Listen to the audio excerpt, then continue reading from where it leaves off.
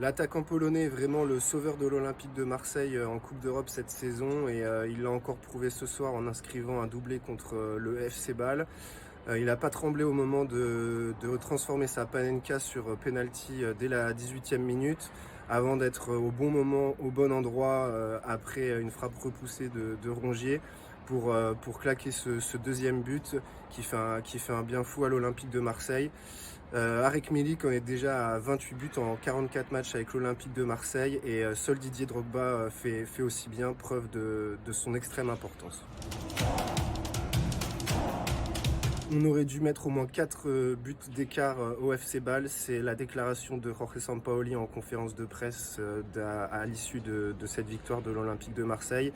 Et comment ne pas lui donner raison à la vue de ce match. Les Marseillais ont dominé les 2 tiers de la rencontre en se créant une bonne quinzaine d'occasions contre seulement une pour le FC Bâle. Et Guendouzi et Valentin Rongier notamment peuvent s'en vouloir de ne pas avoir aggravé le score. Les Marseillais se sont compliqués tout seuls la tâche en encaissant ce but à la 78e minute, alors que les Bâlois n'avaient été jusqu'alors pas du tout offensifs. Et que dire de cette remise de la tête de Valentin Rongier à Steve Mandanda à la toute fin de la rencontre, qui aurait pu tromper le gardien de l'Olympique de Marseille, mais heureusement El Phénoméno a tout donné pour sauver son équipe d'un match nul.